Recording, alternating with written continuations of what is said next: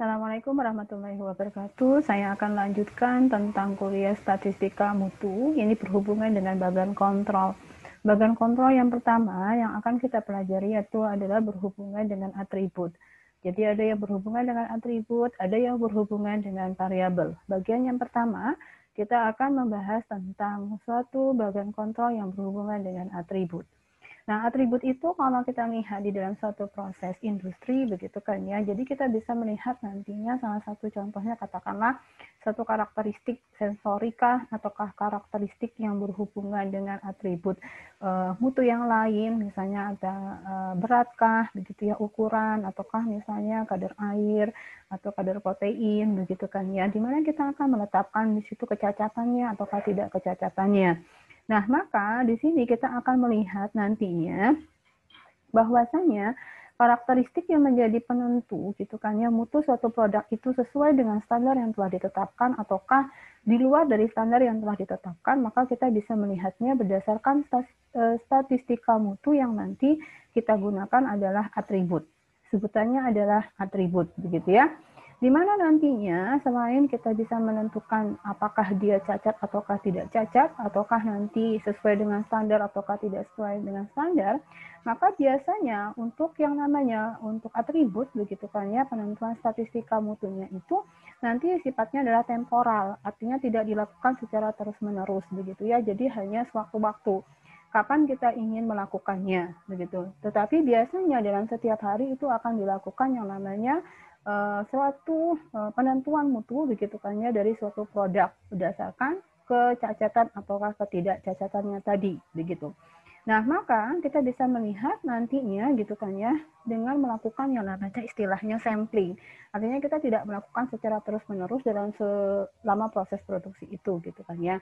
Nah, maka nantinya kita bisa melihat bahwasannya melakukan yang namanya statistika gitu kan ya terhadap mutu yang sifatnya temporal, tidak secara terus-menerus, kita menyebutnya adalah dia berdasarkan kepada atribut. Gitu ya, di sini berdasarkan kepada suatu atribut, ini istilahnya saja ya di dalam mutu. Itu nanti kalian akan menemukan berbagai macam tools dia menggunakan yang namanya atribut. Maka kalau atribut artinya cara melakukan perhitungannya adalah seperti ini dengan kasus yang bagaimana, karena beda-beda nantinya gitu ya. Nah, maka apabila nantinya statistika yang kita lakukan itu adalah dengan berdasarkan atributnya, begitu ya, atributnya bisa jadi di sini hanya istilah, begitu ya. Jadi penentuan mutunya itu bisa jadi sama nanti dengan yang variabel, tetapi kondisinya berbeda. Nah, kondisinya adalah bahwasanya sifatnya pasti diskrit atau tidak kontinu. Nanti data-data yang diperoleh karena sifatnya itu adalah diskrit, tidak kontinu dan sifatnya adalah temporal gitu kan ya terhadap suatu kecacatan produk dan ketidakcacatan produk, maka kita nanti sebarannya yang digunakan itu adalah sebaran binomial dan Poisson. Nah, kalau kita pelajari tentang sebaran, mungkin kalian sudah mempelajari sebelumnya begitu kan ya, bahwasanya sebaran binomial itu adalah sebaran yang nantinya menentukan sukses atau gagalnya gitu ya suatu proses begitu. Artinya tadi saya katakan cacat ataukah ketidakcacatan itu sama. Artinya kalau sukses itu tidak cacat, kalau gagal itu adalah dikatakan cacat begitu. Nah, maka itu yang nanti kita bisa gunakan bahwasanya sebaran diskrit itu biasanya menggunakan sebarannya adalah binomial. Dan juga bisa melakukan sebaran dengan cara Poisson gitu kan ya. Di mana ini juga berdasarkan kepada sukses pada selang waktu tertentu. Jadi banyaknya sukses. Banyaknya suatu produk itu sesuai dengan apa yang kita inginkan, begitu ya, sesuai dengan standar yang ditetapkan. Artinya dia tidak cacat dan juga tidak digunakan nanti secara akhirnya, begitu. Nah, maka itu kita kategorikan bahwasanya statistika mutunya itu berdasarkan atributnya, ya, berdasarkan atribut. Oke, bisa dipahami? Nah, kemudian apabila statistika mutunya berdasarkan kepada atribut, maka metode yang kita gunakan itu adalah metode sampling. Tadi dikatakan bahwasanya di awal, bahwasanya pengamatan terhadap suatu bahan ataukah produk yang nantinya dilihat dari sisi kecacatannya itu nanti tidak secara kontinu, tetapi secara diskrit. Maka kita menggunakan cara sampling, begitu kan ya. Jadi di sini cara yang kita gunakan itu adalah cara samplingnya. Nah, Cara sampling itu adalah sesuatu hal yang dimana ini kan kita menggunakan cara sampling.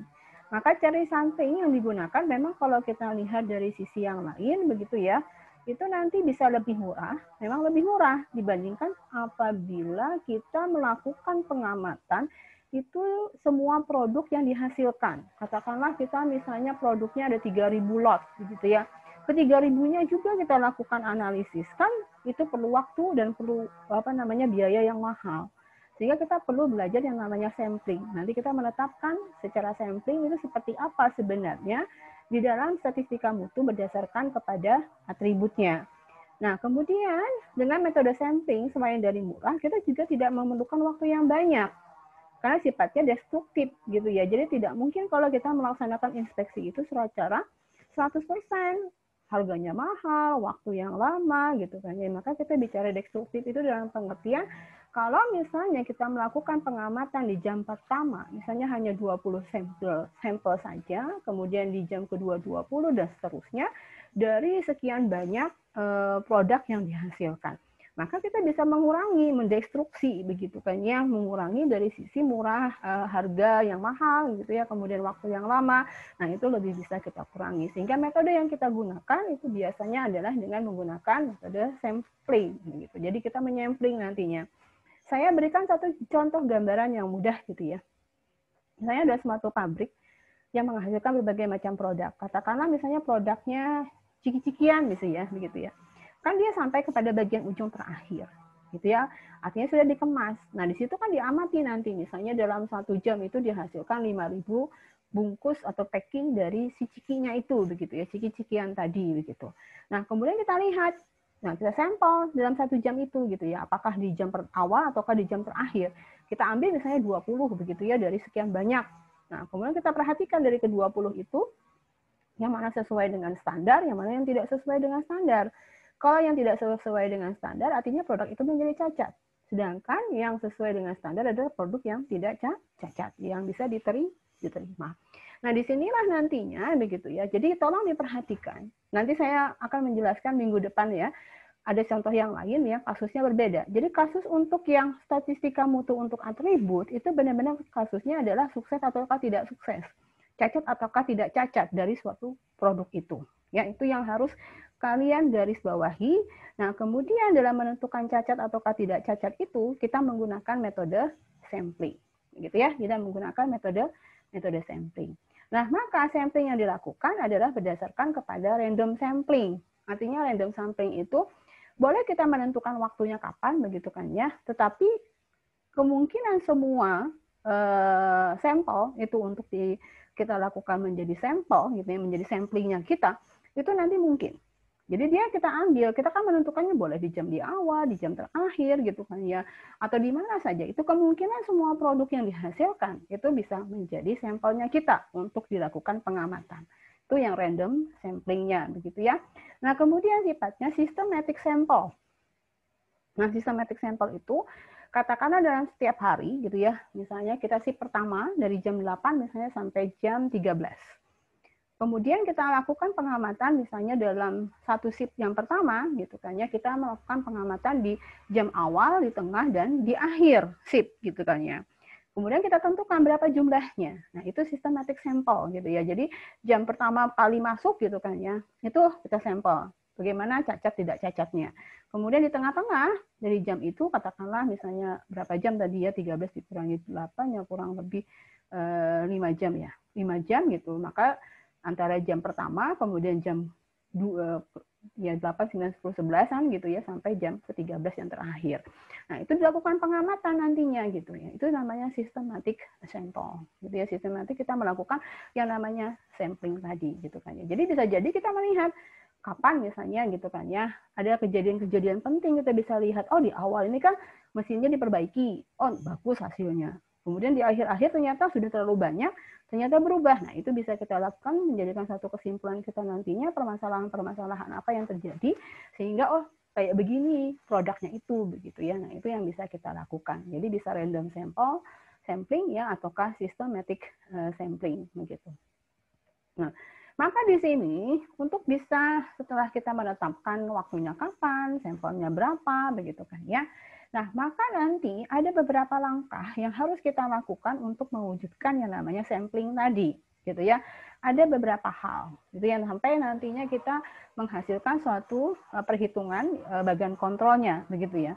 Yang pertama langkah-langkahnya adalah kita tentukan dulu tingkat mutu apa terhadap si sampel yang kita jadikan pemeriksaan tadi. Mutunya apa? Apakah nanti ukuran blok minyak kah, misalnya berat blok minyak kah, kadar air blok minyak kah, kita tentukan dulu. Apa yang menjadi permasalahan utama yang bisa membuat kerusakan terhadap produk itu apabila nantinya kita distribusikan dan disimpan. Itu yang bisa dilihat nantinya, maka kita tentukan tingkat mutunya.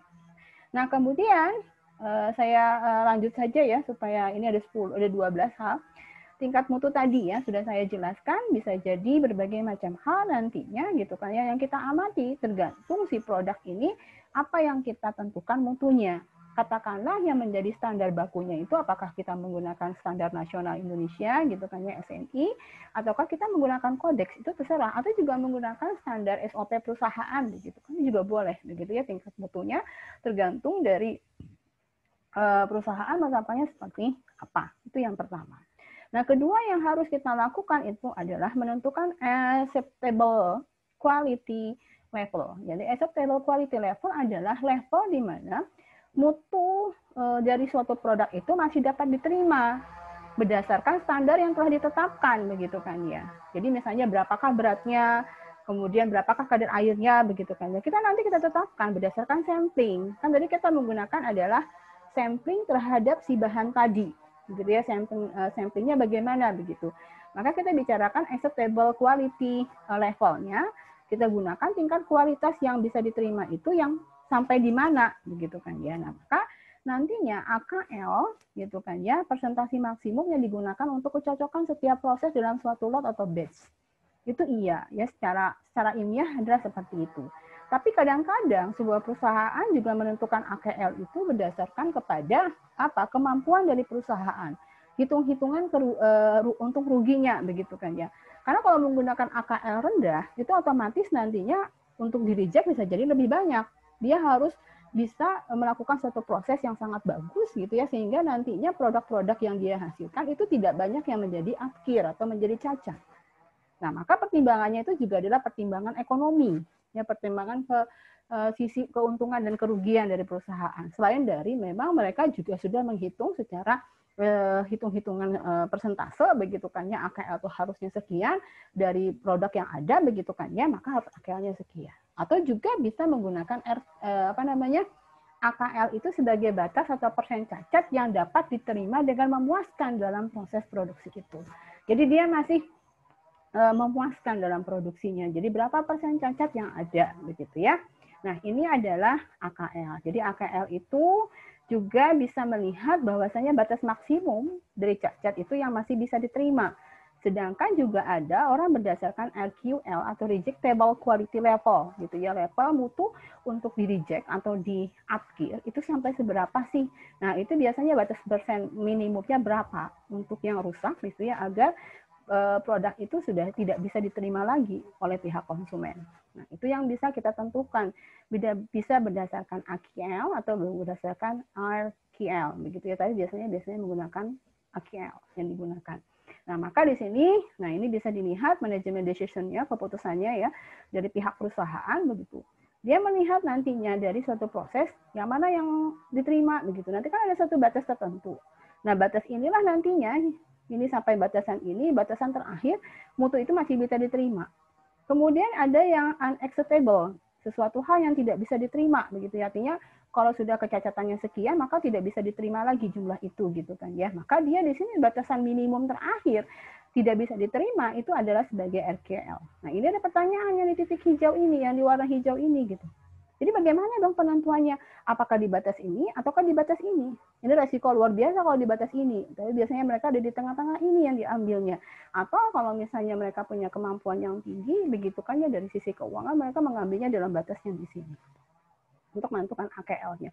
Apalagi untuk industri-industri yang sifatnya itu adalah kayak elektronik, otomotif, mereka udah benar-benar Jangan sampai ada reject sama sekali gitu ya. Jadi benar-benar suatu produk itu adalah sesuatu yang diterima. Mereka menolkan yang namanya reject. Nah, kalau yang sudah ada yang di reject, artinya ada satu kesalahan di dalam proses mereka. Karena kan sifatnya biasanya elektronik atau otomotif. Tapi kalau produk pangan masih bisa lah beberapa yang kita reject karena kan asalkan itu tidak meracuni orang yang memakannya, begitu ya. Misalnya beratnya sedikit-sedikit lebih besar dikit nggak masalah, gitu kan ya. Atau kurang sedikit juga tidak apa-apa, begitu ya. Nah itu kalau kita pertimbangan dari manajemen, begitu kan ya, untuk bisa menetapkan AKL berapa persen yang digunakan, begitu dari perusahaan tersebut. Ya, nah ini biasanya defect yang kita gunakan berapa? Mau 1,5% kah? Mau apa namanya? Nanti kita bisa hitung di sini, begitu ya, untuk perhitungannya.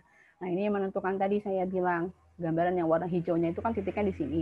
Kalau sudah turun ke sini, nanti dia ada sesuatu hal yang bisa dilihat ya dari RKL-nya itu ya, yang rejectable quality level-nya itu nanti sampai batas mana dia masih bisa diterima di sini, begitu kan ya. Selebihnya itu kan tidak bisa diterima lagi. Nah ini yang harus kita perhatikan gitu kan ya, bahwasanya apakah kita mau fokus di sini ataukah kurang di sini sedikit gitu kan ya, itu diperbolehkan. Silahkan, itu pertimbangan-pertimbangan yang ada di dalam industri tersebut. Nah, kemudian setelah kita yang kedua ya, menentukan tingkat mutu, kemudian menentukan tingkat AKL, kemudian kita menentukan tingkat pemeriksaan. Nah, ini ada suatu standar yang harus kita lakukan gitu kan ya, apabila nanti kalian bekerja di dalam industri yang berhubungan dengan statistika industri dan berhubungan di dalam proses produksi yang untuk menentukan mutunya, maka kalian akan ketemu yang namanya tingkat pemeriksaan. Nah, pemeriksaan di sini nanti ada pemeriksaan khusus, ada istilah ya, pemeriksaan khusus di mana ada huruf dari S1, S2, S3 sampai S4 ya. Ini berhubungan dengan bila biaya uji rusak itu tinggi. Nah, semakin ke bawahnya. Kemudian pemeriksaan normal, ada Romawi 1, Romawi 2, dan Romawi 3.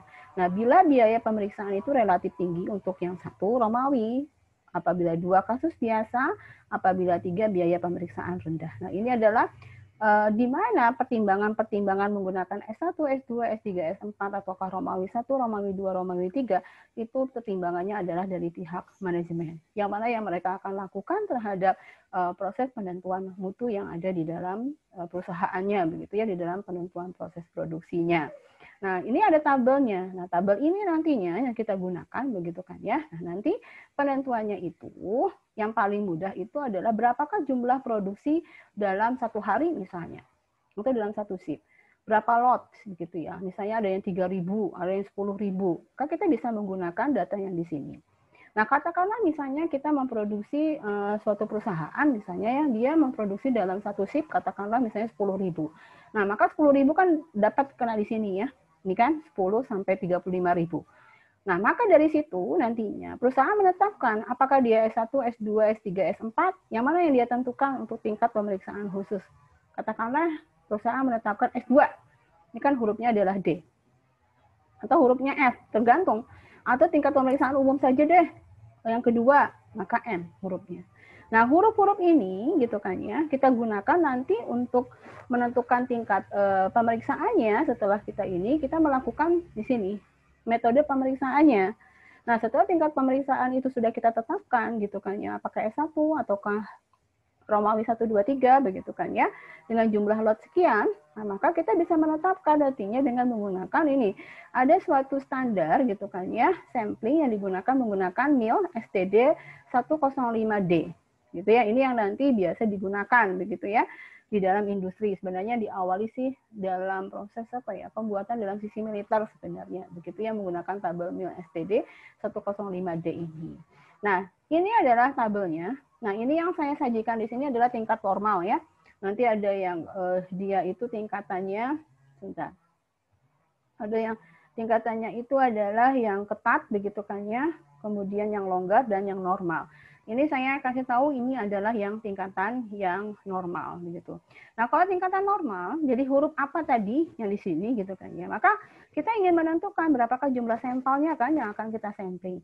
Nah, apabila nanti jumlahnya adalah 10.000, maka kita masuk sini gitu kan ya, di baris ini, kemudian ditetapkan oleh perusahaan bahwasanya tingkat pemeriksaannya adalah khusus.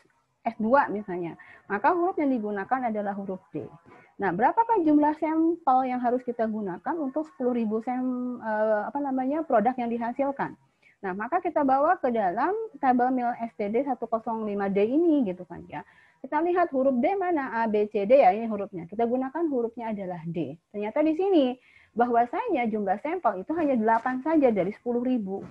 Gitu kan ya, jumlah sampelnya hanya 8 saja. Kemudian kita tentukan AKL-nya berapa persen. Katakanlah misalnya ini AKL ya, dari sekian persen sampai 608 berapa yang terakhir di situ ya. Di situ sampai yang terakhir itu adalah sekian ratus gitu kan ya, sampai 1000%. Katakanlah orang biasa menggunakan sekitar 6,5, 10% gitu ya. Katakanlah kita menggunakan AKL-nya, ini angka AKL ya di baris ini ya. Ini angka-angka AKL, maka AKL-nya misalnya 6,5% yang kita gunakan. Maka hurufnya D, maka kita menyampling hanya 8 saja dari seluruh sampel, dari seluruh produk yang dihasilkan. Kita ambil 8, nah kemudian apabila nantinya, kita 6,5 di sini ya, ini ada 1 dan 2. 1 ini biasanya menuliskan 1/2. Itu ya, begini nulisnya. Saya cari pennya dulu. Nah, ini kita gunakan huruf D, kemudian ini ada angka 8. Kalau kita tarik ke sini, apabila AKL-nya ini AKL ya, ini adalah AKL-nya, AKL 6,5, maka ini adalah nih, acceptance per reject-nya, acceptance itu yang diterima, per reject, gitu ya, itu adalah 1/2. Apa artinya? Apabila nantinya dari 8 sampel yang kita gunakan, gitu kan ya, dengan menggunakan AKL-nya 6,5%, ya begitu ya, maka apabila nantinya gitu ada 2 yang rusak, yang apkir, maka langsung di reject. Tapi apabila hanya dari 8 itu hanya 1 yang cacat atau apkir, maka diterima. Ya, itu ketat sekali memang gitu ya. Karena dari 10.000 kita sampel 8, kalau misalnya ada 1 dari 8 yang cacat, maka kita masih terima kalau 1 ini gitu ya. Ini masih diterima. Tapi kalau 2 yang cacat, semuanya ditolak dalam 10.000 itu. Coba, luar biasa bukan? Ini langsung di reject gitu ya. Langsung di reject apabila 2 yang cacat. Apabila kita menggunakan tingkat pemeriksaan S2. Tadi kan kita gunakan S2 ya di sini ya. Tadi kan 10.000 ya contohnya. Bentar, saya gunakan pennya dulu. Ini kan 10.000 ya. Ini kan 10.000. Nah, kan ini kita gunakan tingkat pemeriksaannya S2. Ternyata kan hurufnya D. Tingkat pemeriksaan S2 itu kan benar-benar tingkat pemeriksaan yang dimana biaya ujinya itu apabila dia rusak tinggi sekali gitu kan ya. Biayanya itu gitu kan ya. Jadi tidak boleh sampai rusak. Contohnya elektronik, HP, handphone, otomotif. Nah, itu pertimbangannya di sini. Tapi kalau misalnya pertimbangannya tidak terlalu bermasalah, kita boleh menggunakan ini tingkat pemeriksaan 1, 2, dan 3 Romawi. Karena misalnya pemeriksaan yang rendah, ya kasus biasa, itu boleh menggunakan yang di sini. Nanti hasilnya akan berbeda. Katakanlah saya punya 10.000 lot gitu ya. Saya gunakan tingkat pemeriksaan 2, hurufnya M. Ini kan adalah hurufnya M.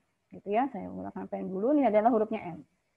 Menggunakan tingkat pemeriksaan umum 2. Coba kita bawa ke dalam tadi MIL SPD 105D. M ya hurufnya. Kita gunakan di sini M. Ini adalah hurufnya M. M ya, mana M? Ini M. Ternyata jumlah sampelnya yang harus kita gunakan dari 10.000 yang harus kita ambil 315. Beda kan yang tadi? Kalau D itu kan hanya 8. Tapi luar biasa. 1 saja masih bisa diterima. Apabila 2 yang akhir itu langsung ditolak gitu ya. Nah, kalau misalnya di sini 315 sampel yang kita ambil dari 10.000 gitu kan ya.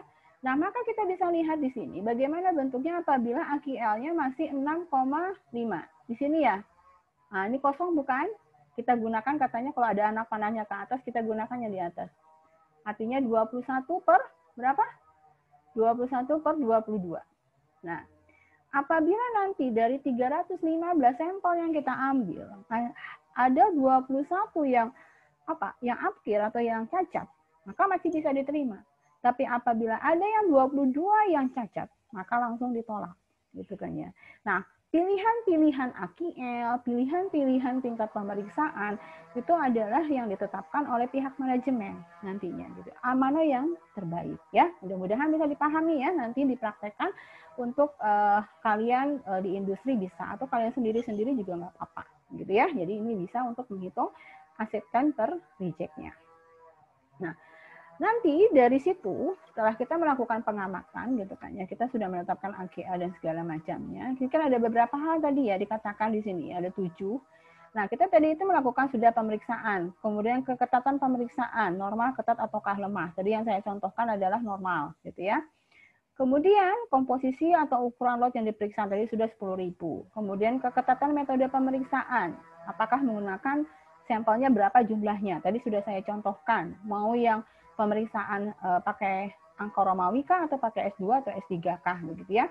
Kemudian gambarlah item sampelnya, berapa jumlah sampel yang digunakan. Tadi kalau misalnya D 8, kalau misalnya M itu 315 sampel yang kita gunakan untuk samplingnya. Kemudian periksa setiap sampel yang digunakan. Kita lihat untuk menentukan nantinya apakah acceptance diterima ataukah di reject ataukah ditolak. Itu ya, sudah saya jelaskan seluruhnya. Nah, kemudian ambillah tindakan pasca pemeriksaan. Setelah itu bagaimana nih? Ditolakkah ataukah diterima nih 10.000 ini, tergantung dari acceptance per reject-nya kan. Nah, disitulah nantinya pemeriksaan di situ nanti kalau misalnya sudah 22 yang tadi ya, yang huruf M tadi, langsung nanti ditolak seluruhnya. Nah, itu dievaluasi oleh pihak perusahaan, apa sebenarnya yang terjadi gitu ya, sampai kok ditolak seluruhnya gitu ya. Jadi dievaluasi supaya tidak terjadi lagi kejadian yang seperti itu. Nah, catat hasil pemeriksaannya. Oke ya. Nah, itu adalah langkah-langkah yang dilakukan. Nah, setelah langkah-langkah ini dilakukan, maka nanti kita melakukannya adalah digunakan di dalam suatu tadi yang basic 7 tools dari Ishikawa ya, bagian yang nomor 5 yaitu membuat bagan kontrol. Maka nantinya untuk yang for attribute ini, bagan kontrol yang kita gunakan untuk dibuat itu berdasarkan bagan P. Istilah ya, ini bagan P itu adalah satu istilah gitu ya di dalam perhitungan. Nanti kalian gunakan, ingatin ya, ada bagan P, ada bagan NP. Nah, bagan P adalah bagan kontrol yang digunakan untuk menentukan statistically kontrol pada atribut tertentu. Ingatan ini for atribut ya, bukan for variabel, nanti beda. Kemudian juga atribut yang digunakan biasanya adalah dua hal yang berbeda dan bertolak belakang. Kemudian dihitung proporsinya.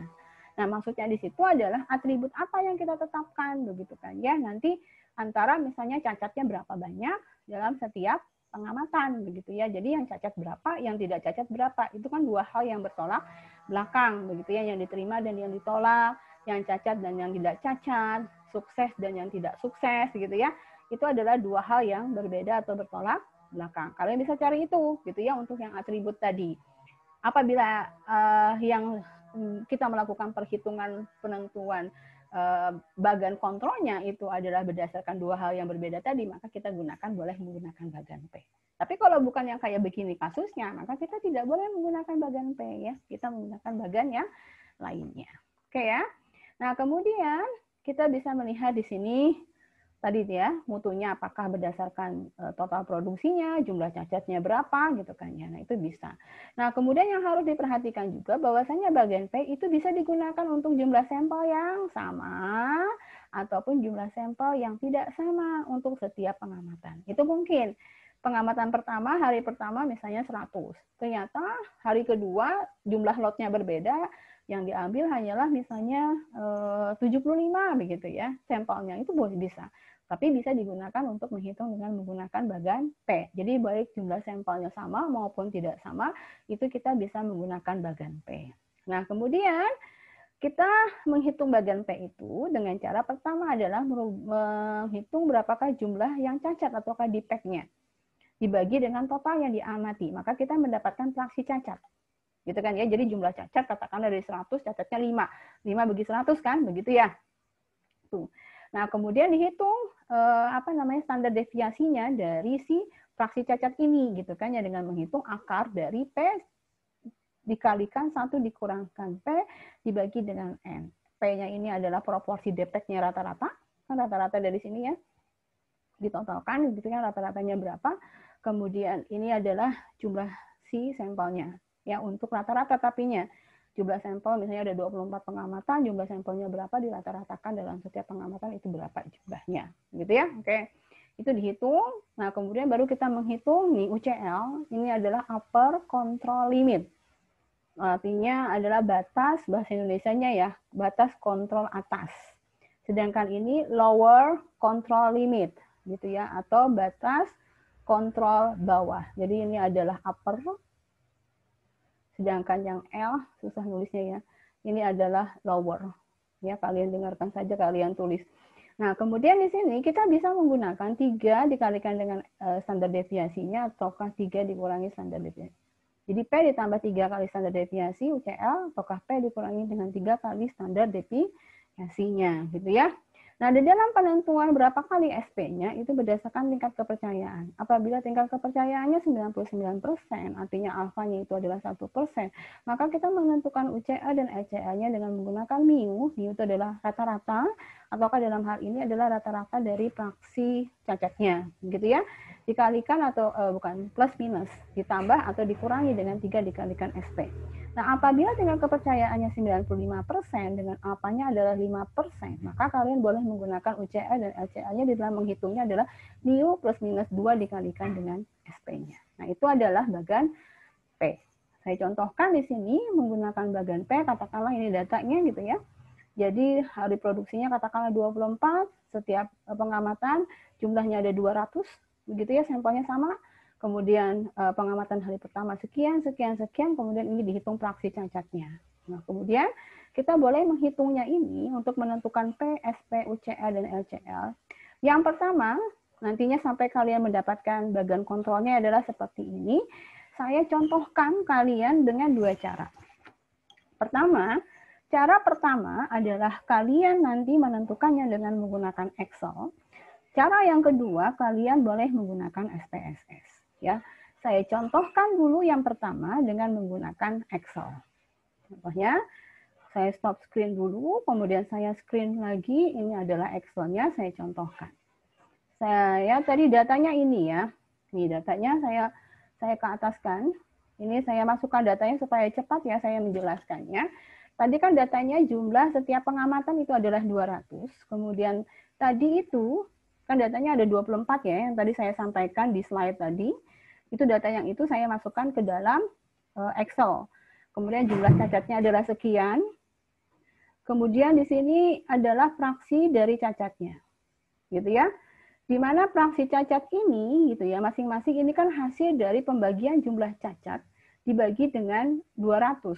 Karena kan jumlah N-nya adalah 200 dalam setiap pengamatan. Begitu ya. Nah, maka di sini kalian bisa melihat bahwasanya begitu ini adalah jumlah dari masing-masing fraksi cacatnya. Begitu ya. Jadi berapa jumlahnya? Ini adalah sekian. Begitu. Nah, maka kalian menghitungnya. Nah, setelah kalian menghitungnya, yang pertama kali kalian rata-ratakan dari fraksi cacat ini. Kalian rata-ratakan ya. Ini adalah fraksi cacatnya adalah hasil rata-ratanya. Totalnya dibagi dengan jumlahnya 24, maka fraksi cacatnya adalah sekian.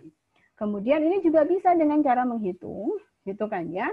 Dari total dari cacatnya itu adalah sekian, kita bagikan dengan jumlah pengamatan seluruhnya.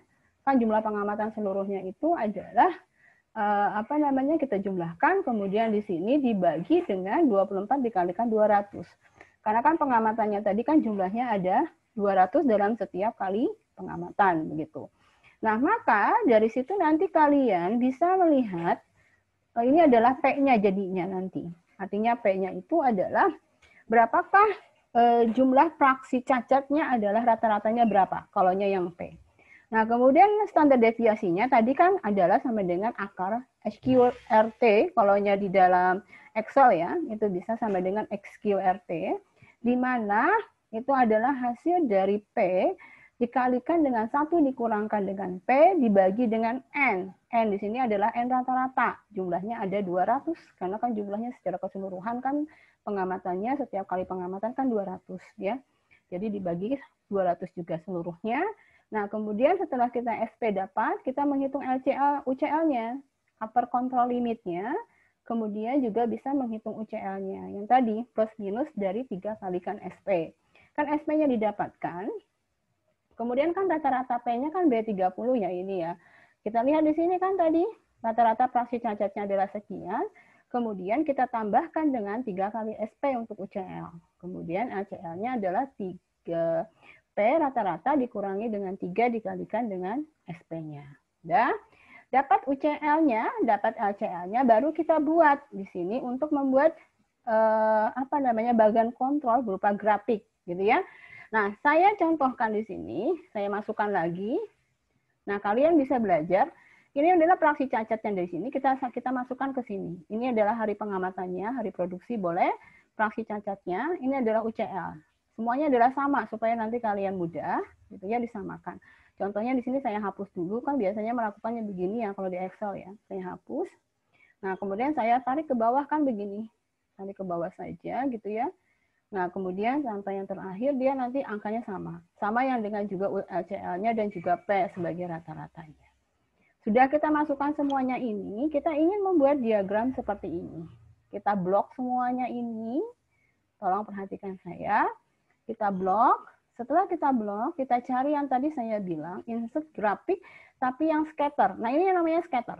Ya. Bukan yang lain ya, tapi yang scatter. Misalnya, kita buat yang scatter bergaris. Oke, sama ya.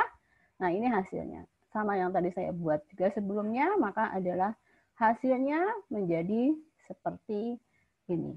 Nah, artinya ini adalah fraksi cacatnya, kemudian ini adalah apa?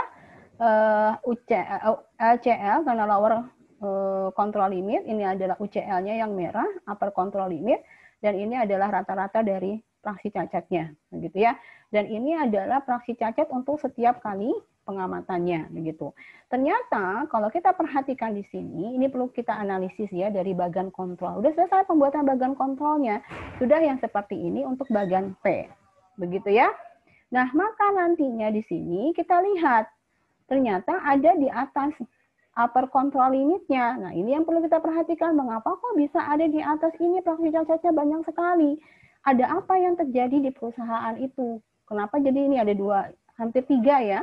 3 titik, atau yang ini titik ini. Ini pas sampai titik yang ke sini, yang ini juga yang seperti ini. Nah, ini yang menjadi evaluasi kita begitu ya untuk menetapkan apa yang terjadi di perusahaan sampai nantinya dia berada suatu kecacatan yang sangat tinggi di atas dari kontrol batas atasnya begitu kan ya. Nah, ini yang harus kita perhatikan dalam proses perhitungan ini. Nah, ini adalah yang bagian P-nya begitu kan ya. Jadi kita bisa menghitung bagian P untuk jumlah N yang sama ya, yang seperti tadi ya.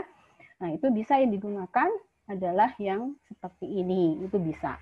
Nah, kemudian cara yang kedua, saya contohkan ya. Saya stop share dulu. Untuk yang bagian ini, saya share lagi dengan menggunakan SPSS. Seperti yang kemarin ya, kita menggunakan SPSS. Nah, maka data yang tadi, saya masukkan dulu. Variabel view-nya katakanlah yang saya masukkan itu pengamatan dan jumlah cacat yang digunakan. Gitu kan ya, jumlahnya ya, bukan fraksi cacat. Tidak apa-apa, nanti kita gunakan. Pengamatan dan jumlah cacatnya berapa. Itu yang kita lakukan, kemudian data view-nya kita masukkan nantinya. Begitu ya, data view-nya di sini, pengamatan, tadi kita kopas saja, begitu ya, dari Excel, kemudian ini adalah jumlah cacatnya. Ya. Nah, kemudian caranya adalah untuk menganalisnya dengan menggunakan bagian P. Kita analyze di sini, kalian cari analyze, kalian tarik ke bawah, ada quality control, kemudian kita bikin atau membuat yang namanya control chart. Klik. Oke. Nah, di sini ada pilihan, ada yang variable chart, ada yang atribut chart. Saya katakan kepada kalian tadi, bahwasanya pada hari ini kita akan mempelajari tentang statistika mutu yang berhubungan dengan atribut. Artinya cacat ataukah tidak cacat, diterima ataukah ditolak, begitu kan ya. Nah, maka kita klik di sini. Nah, di sini ada bagian P dan ada bagian NP. Nah, baru kita nantinya di sini kita pilih yang case R subgroup gitu kan ya, yang di bawah. Oke, define itu yang kita gunakan. Nah, saya kembalikan dulu ini ke samping, hasilnya sebenarnya awalnya begini. Untuk yang number dan conforming, kita isi dengan jumlah cacat, gitu ya. Nih jumlah cacatnya, sedangkan untuk yang subgroup labelnya itu kita gunakan yang pengamatan. Berapa banyak pengamatannya. Kemudian karena jumlah N-nya adalah sama, kita klik yang konstan. Masukkan angka 200. Tadi kan jumlah N-nya ada 200 ya. Nah, kemudian kita klik yang P. Karena kita ingin melakukan perhitungan dengan menggunakan bagan P. Kita klik yang P-nya. Nah, setelah itu boleh kalian menggunakan title ini. Misalnya tadi saya tuliskan di sini title-nya saja gitu kan ya. Judulnya apa sih dari bagan yang kita buat? Misalnya bagan kontrol P begitu kan ya. Karena kan yang P dulu. Kemudian menggunakan untuk latihan, misalnya continue, itu boleh. Optionnya, kita nantinya untuk menentukan UCL dan LCL-nya itu adalah dengan menggunakan apa? 3 kalikan SP, kita letakkan 3. Kalau 2 dikalikan SP, kita letakkan 2 angka di sini, gitu kan ya. Nah, continue. Kemudian control rules-nya, boleh kalian klik seluruhnya, gitu kan ya. Apa yang ini, yang mana yang nanti yang menjadi kesimpulan dia, begitu kan ya, dari kondisi data yang kita masukkan, tergantung yang ada, begitu kita continue. Apabila semuanya sudah terisi, kita coba di sini, kita oke, ya untuk melihat hasilnya. Kita oke. Nah, nanti kalian tidak bisa lihat ya, saya stop share dulu. Saya share lagi ulang untuk melihat bagian hasil dari apa yang tadi sudah kita kerjakan. Nah, kita lihat ini ternyata hasilnya menjadi, salah. Sebentar ya, stop share-nya, share-nya bukan yang itu, tetapi hasil dari statistika output-nya ini. Ya, ini. Nah, setelah kita perhatikan, nah hasilnya sama bukan? Dari apa yang kita lakukan tadi secara manual dengan menggunakan Excel, hasilnya juga begitu. Ya ini bagian kontrol P, di sini juga UCL-nya 0,112, rata-ratanya 0,0613, LCL-nya 0,104 ya dalam hal ini, hasilnya adalah seperti ini. Sama ya, boleh kalian menggunakan Excel, boleh juga kalian menggunakan SPSS. Ya, tapi harus paham dulu yang mana yang harus kita klik. Yang ini adalah bagian P-nya. Nah, ini adalah hasilnya. Ternyata memang pada pengamatan hari ke-10, hari ke-11, dan hari ke-19, nah yang tadi saya katakan, ini ada hari ke-10, ya, ini hari ke-11, dan ini adalah hari ke-19, katanya beliau yang ada di sini, memang sama yang seperti saya sampaikan tadi, itu nantinya dia berada di atas, kondisinya itu adalah sangat berada di lebih daripada 3 sigma, kemudian ini di atas 2 sigma, katanya lebih daripada 3 sigma. Nah, ini yang bisa kita lihat, ini yang kita pantau, artinya apa yang dia tuliskan di sini sama yang tadi saya jelaskan untuk menganalisisnya. Ada apa sebenarnya di pabrik gitu ya, di perusahaan, mengapa ini kok bisa berada di atas bagian kontrol. Kemudian dari yang ini, kenapa ya bukan yang ini yang merah, ini coba perhatikan, dia berada di luar batas kontrol, kemudian dia turun lagi, ada apa sebenarnya kondisi ini, gitu kan ya, kenapa jadi terus menurun, gitu. Kenapa dia tidak berada di sini saja, yang ini? Nah, ini juga jadi pertanyaan nantinya, gitu ya. Ada sesuatu apa yang terjadi, gitu ya, di dalam proses produksi tadi. Nah, ini adalah hasil apabila kita menggunakan bagian kontrolnya adalah bagian kontrol P. Mudah-mudahan bisa dipahami ya. Nah, selanjutnya kita kembali lagi share untuk PPT-nya, begitu kan ya. Tadi itu kita masih berhubungan dengan yang atribut tadi ya, kita sampai bagiannya adalah bagian P. Nah, kemudian yang bagian P, selain dia juga, saya share, bentar ya, saya share ulang, mana tadi itu, ini. Nah, ini kalau kita perhatikan, gitu kan ya, untuk bagian P, ini yang tadi ya, hasilnya sama. Nah, kemudian bisa jadi nanti bagian P juga bisa kita gunakan untuk jumlah sampel yang berbeda. Tadi kan kita menggunakan jumlah sampelnya adalah sama ya, N-nya adalah sama dengan 200 begitu. Nah, bisa jadi nantinya gitu kan ya, dalam suatu pengamatan, bisa jadi nanti hari setiap pengamatan itu jumlah sampel yang kita gunakan untuk amati beda-beda. Ini sebagai contohnya. Kemudian dari setiap pengamatan jumlah cacatnya kita lakukan perhitungan.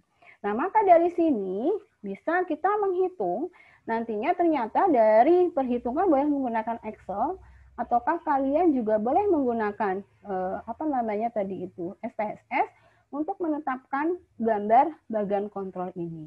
Nah, dari hasil pengamatan, dari data yang ada, begitu kan ya, maka kalian bisa menemukan bahwasanya, begitu kan ya, ada beberapa titik yang berada juga di atas nih UCL-nya, ya, batas kontrol atas dan juga berada di bawah batas kontrol bawah, begitu. Ini harus dipertimbangkan, harus ditanyakan, mengapa bisa terjadi demikian, begitu ya. Nah, ini bisa kita tanyakan nanti mengapa bisa terjadi demikian. Oke. Nah, kemudian saya lanjutkan untuk bagan NP. Jadi ada dua istilah ya, ada bagan P dan ada bagan NP. Nah, untuk bagan P tadi gitu kan ya, kita bisa menggunakan untuk jumlah sampel yang sama dan juga yang tidak sama. Sedangkan untuk bagan NP, dia hanya pengamatan yang bisa dilakukan hanya untuk sampel yang jumlah pengamatannya itu adalah sama. Jadi sampel yang digunakan adalah sama. Nah, jadi oleh karena itu, untuk jumlah sampel yang sama, kita boleh menggunakan bagan P dan juga boleh menggunakan bagan NP. Sedangkan yang tidak sama jumlah sampelnya itu hanya menggunakan bagan P saja. Oke ya. Nah, kemudian dari sini kita bisa menggunakan bagan NP itu nantinya adalah jumlah atribut yang cacat, begitu kan ya. Kita bicaranya bukan fraksi cacat, tapi jumlah yang cacat dibagi dengan total yang diamati. Jadi jumlah cacatnya yang ini, contohnya ini ya. Nah, ini jumlah cacatnya. Kita tidak bicara fraksi cacat, tapi jumlah cacatnya yang digunakan untuk bagan NP-nya. Kemudian untuk menghitung standar deviasinya, kita akarkan N ya, jumlah pengamatannya berapa gitu ya untuk setiap kali pengamatan. Kemudian nantinya dikalikan dengan P, ini kan rata-rata ya. Jadi jumlah cacatnya berapa, dari total yang diamati berapa jumlahnya. Kemudian ini nanti dikalikan dengan 1 dikurangi dengan P. Jadi hanya menambahkan N di depannya. Itu bedanya dengan yang bagan P-nya. Gitu ya. Nah, kemudian dari sini kita akan menghitung UCL dan LCL-nya gitu ya.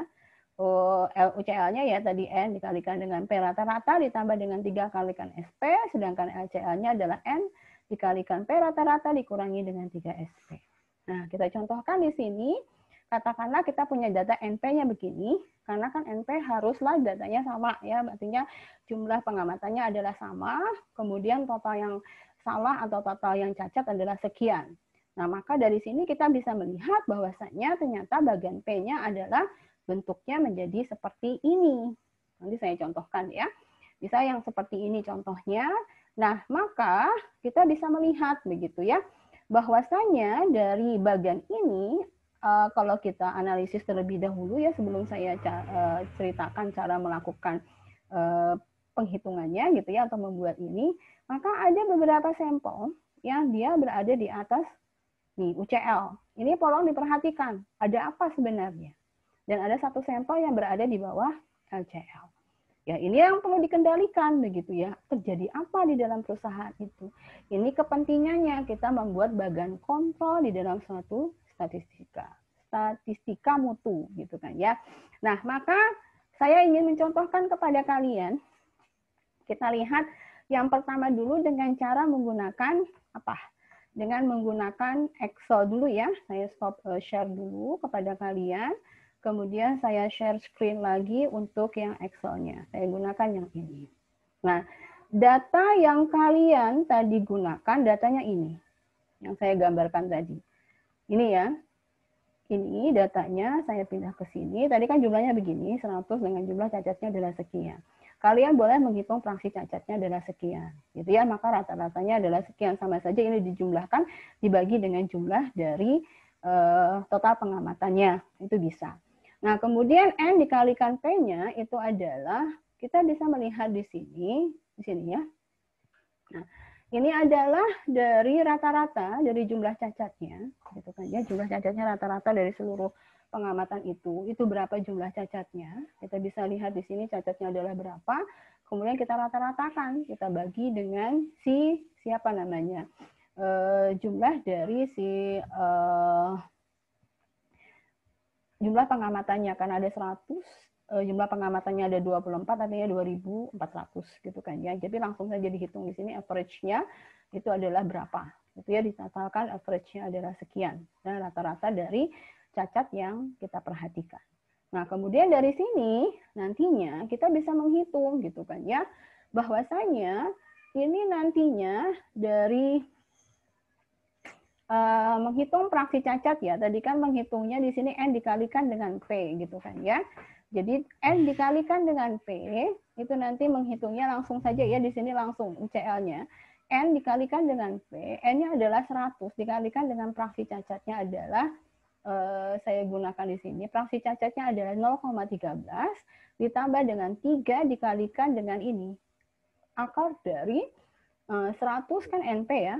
100 dikalikan D kali 27, 0,13 dikalikan dengan 1 dikurangi dengan 0,13 hasilnya adalah 22,87. Nah, kemudian di sini nantinya untuk LCL-nya dikurangkan ya. Jadi M dikalikan dengan P dikurangi 3 dikalikan dengan SP-nya. SP-nya adalah akar dari 100 dikalikan 0,13 kemudian dikalikan dengan 1 dikurangi dengan 0,13 hasilnya 2,8. Nah, kita buat di sininya yang cacatnya ini adalah pengamatannya, jumlah cacatnya berapa begitu kan ya. Kemudian jumlah P rata-ratanya berapa dari cacat itu gitu kan ya. Ini rata-ratanya adalah sekian. Kemudian UCL-nya dan ini LCL-nya. Kemudian baru kita buat yang namanya diagram ini gitu ya, di bagian kontrolnya ya dengan menggunakan grafik scatter yang disambung gitu ya. Hasilnya adalah seperti ini. Sama bukan hasilnya? Nah, ini adalah hasil pengamatannya. Bentar, ini ada sesuatu. Nah, ini menjadi hasil yang kita dapatkan gitu ya. Seperti itu. Nah, ini nanti dianalisis mengapa ini hasilnya kok ada di atas UCL dan ini ada sebagian yang berada di bawah UCL-nya, gitu ya. Atau yang saya contohkan, kan tadi P itu kan bisa juga untuk yang seperti NP, begitu ya. Jadi kita contohkan di sini. Saya gunakan tadi yang awal kan menggunakan yang fraksi cacat. Kita gunakan di bawah ini menggunakan yang namanya adalah jumlah dari cacatnya, tapi kita tidak menggunakan dari fraksi cacatnya. Ini artinya menggunakan diagram NP, gitu kan ya. Artinya diagram yang kita gunakan adalah diagram NP-nya. Begitu, ini hasil perhitungannya ada di sini gitu ya. Jadi kita lihat bahwasanya kan tadi jumlah N-nya itu kan 200 untuk yang contoh yang pertama gitu kan ya, yang P tadi. Kalau yang NP kan saya contohkan, yang kedua kan yang 100 yang ini gitu ya. Tapi saya contohkan yang P tadi bahwasanya baik bagan P maupun bagan NP itu juga hasilnya adalah sama. Sehingga yang berbeda itu nantinya itu adalah dari standar deviasi yang digunakan. Nah, kemudian jumlah cacat yang digunakan, begitu ya. Nah, itu yang dihasilkan di sini. Nah, ini bedanya kita bisa melihat bahwasanya hari produksinya adalah berapa. Yang digunakan bukan fraksi cacat, tapi adalah jumlah cacatnya. Kemudian UCL-nya itu dari hasil 100 kan NP ya, 100 dikalikan dengan P-nya itu adalah P-nya di mana kita lihat di situ C37 ya, C37-nya ini adalah SP-nya gitu kan ya. SP-nya diperoleh dengan menghitung akar dari N 200 dikalikan dengan B30 tadi apa? B30 ini yang ini ya adalah rata-rata dari cacatnya berapa, P cacatnya berapa, kemudian dikalikan dengan 1 dikurangi dengan fraksi cacatnya sekian. Maka hasilnya sekian. UCL-nya tinggal N dikalikan dengan P ditambah dengan 3 kalikan SP, kemudian LCL-nya N dikalikan dengan P dikurangi 3 dikalikan dengan SP-nya. Dan hasilnya kita bisa lihat di sini gitu kan ya. Hasilnya sama. Tapi yang berbeda antara ini adalah bagan P, sedangkan ini adalah bagan NP. Berbedanya itu hanya di sini. Ini adalah jumlah cacat, sedangkan di sini adalah fraksi cacat. Jadi sama. Untuk yang NP maupun bagan P, untuk jumlah sampel yang sama, kita bisa menggunakan kedua-duanya, baik bagan P maupun bagan NP. Hanya yang berbeda itu kalau bagian P ini adalah fraksi cacat, sedangkan untuk bagian NP ini adalah jumlah cacatnya. Oke ya.